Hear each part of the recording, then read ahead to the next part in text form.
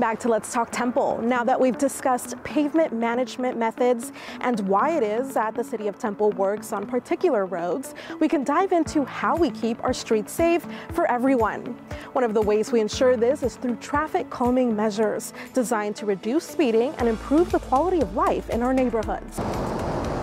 Safety, the key ingredient, and why traffic calming measures are needed. Traffic calming measures are what we implement to make streets safer for the traveling public. Traffic calming creates a set of checks and balances that compel those at the wheel to drive slowly and carefully, making streets safer for both drivers and pedestrians. It could be anything from increased signage, four-way stops, what we call rumble strips, which slow traffic down. You could get into more drastic measures such as choking the streets down. It goes into the design of the street to funnel traffic down and slow it down. It can be increased police presence, things like that. The process of installing these measures starts with you. It's all about community input. Residents can request traffic calming in their neighborhoods, and our transportation division will assess the area based on traffic data, accident reports, and other factors. It's a request basis. Citizens call in, we talk to them, they request a particular street be studied. We'll look at that street, and there's some criteria it has to meet. First off, it can't be over 30 miles per hour. It has to be a collector or a local street, and if it meets those criteria, then that'll initiate a traffic study.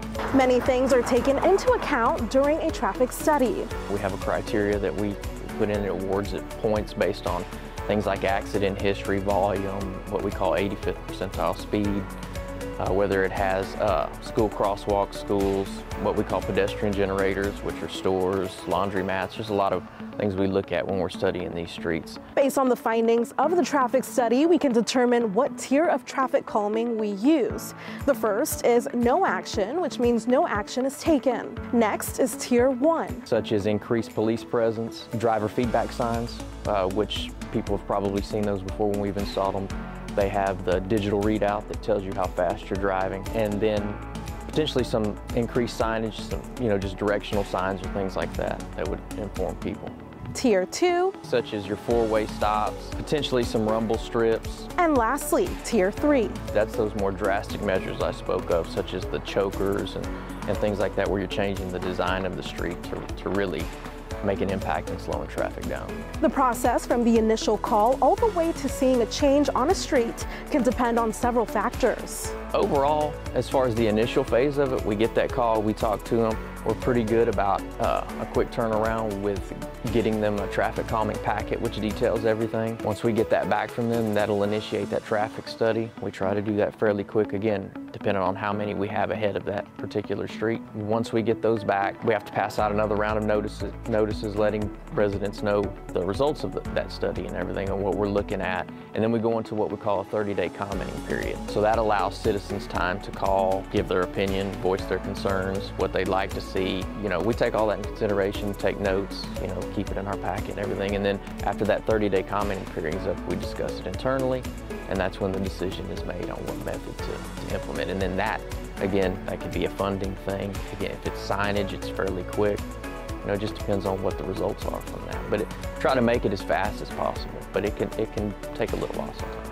With these measures in place, we create a safer environment where families can enjoy their neighborhoods without worrying about speeding vehicles. That's the goal anyway, is to slow traffic down as a whole.